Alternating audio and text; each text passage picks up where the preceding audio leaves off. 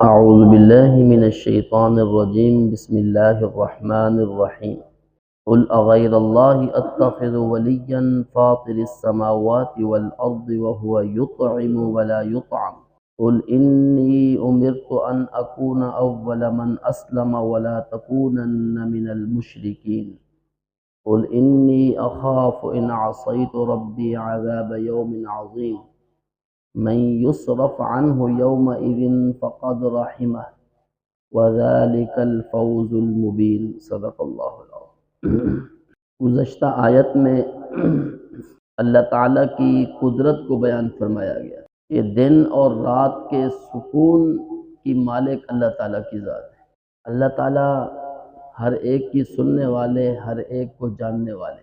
اس آیت میں اللہ تعالیٰ کے ساتھ تعلق قائم کرنے کے متعلق بیان فرمایا۔ آپ صلی اللہ علیہ وسلم کو اللہ تعالیٰ نے خطاب فرمایا قل آپ فرما دیجئے اغیر اللہ اتخذ ولیا، اللہ تعالیٰ کے علاوہ میں کسی اور کو دوست بنا لوں۔ یعنی اللہ تعالیٰ آپ صلی اللہ علیہ وسلم سے فرما رہے ہیں کہ آپ فرما دیجئے میں، یعنی آپ صلی اللہ علیہ وسلم، کہ میں کسی اور کو دوست بنا لوں۔ اللہ تعالیٰ تو آسمان و زمین کو پالنے والی ذات ہے، جو آسمان و زمین کو پالنے والی ذات ہے اسی کو دوست بنانا ہے۔ وَهُوَ يُطْعِمُ وَلَا يُطْعَمُ، اور وہ ذات کھلاتی ہے خود کھاتی نہیں ہے، اس لیے کہ اللہ تعالیٰ جو ہمیں کھلا رہا ہے ہم محتاج ہیں، اور اللہ تعالیٰ کسی چیز کا محتاج نہیں ہے۔ تو اللہ تعالیٰ کی ذات ہمیں کھلاتی ہے، ہمیں کھانے کی طاقت عطا فرماتی ہے، اور ہم جو کھانا کھاتے ہیں وہ ہضم ہو جاتا ہے، اور کھانا ہمیں مل جاتا ہے۔ وہ صلاحیتیں اللہ تعالیٰ ہمیں عطا فرماتی ہے، اللہ تعالیٰ کی ذات ہمیں عطا فرماتی ہے۔ تو جو ذات ہمیں کھلا بھی رہی ہے، جو ذات پوری دنیا کو پال رہی ہے، اسی ذات کو انسان اپنا دوست بنے۔ قل آپ فرما دیجئے انی امرت ان اکون اول من اسلم، مجھے یہ حکم ہوا ہے کہ میں سب سے پہلا فرما بردار بنوں۔ یہ بھی ایک طریقہ ہوتا ہے بات کو سمجھانے کا۔ نسبت آپ صلی اللہ علیہ وسلم اپنی طرف فرما رہے ہیں، جبکہ اللہ کا پیغمبر جو ہوتا ہے وہ سب سے بڑا فرما بردار، لیکن لوگوں کو دین کی طرف راغب کرنے کے لیے ایک طریقہ یہ بھی ہے وَلَا تَكُونَنَّ مِنَ الْمُشْرِكِينَ، آپ شرک کرنے والوں میں سے نہ ہو جانا۔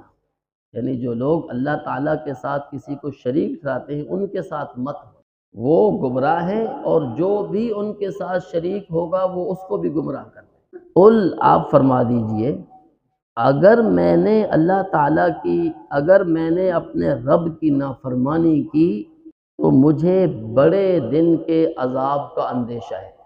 یعنی آپ صلی اللہ علیہ وسلم فرما رہے ہیں، حالانکہ اللہ کا پیغمبر اللہ تعالیٰ کی نافرمانی نہیں کرتا، یہ اصل میں امت کو بتلانا ہے کہ اگر تم اللہ تعالیٰ کی نافرمانی کرو گے تو بڑے دن کا عذاب ہے۔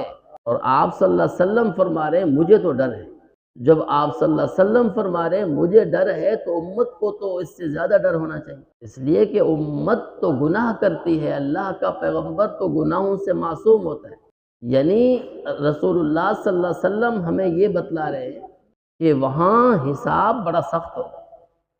جب اللہ کا پیغمبر خوف کا اندیشہ فرما رہے ہیں، ڈر کا اندیشہ فرما رہے ہیں، تو پھر عام لوگوں کو تو ڈرنا چاہیے، ضرور ڈرنا چاہیے۔ من یصرف عنہ یومئذ، اس دن اللہ تعالیٰ کی طرف سے جس سے عذاب کو ہٹا دیا گیا، فقد رحمہ، اس پر اللہ تعالیٰ نے بہت بڑی مہربانی کر دی۔ اس دن جس سے عذاب ہٹ گیا اس پر اللہ تعالیٰ کی بہت بڑی مہربانی ہو، اور یہ اللہ تعالیٰ کی بہت بڑی مہربانی یہ بہت بڑی کامیابی بھی ہو۔ یعنی اس وقت اور اس دن کا عذاب وہ عام عذاب نہیں ہوگا، وہ بہت سخت عذاب۔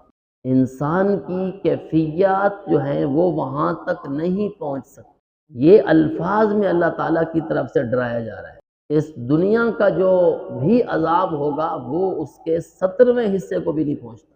وَإِن يَمْسَسْكَ اللَّهُ بِضُرٍّ فَلَا كَاشِفَ لَهُ إِلَّا هُوَ، اگر اللہ تعالیٰ کسی کو تکلیف پہنچانا چاہیں تو اللہ تعالیٰ کے علاوہ اس کو ہٹانے والی ذات کوئی نہیں۔ جس کو اللہ تعالیٰ کی طرف سے تکلیف پہنچتی ہے، دنیا کے تمام ڈاکٹرز بھی مل کر اس تکلیف کو ہٹانا چاہے نہیں ہٹا سکتے۔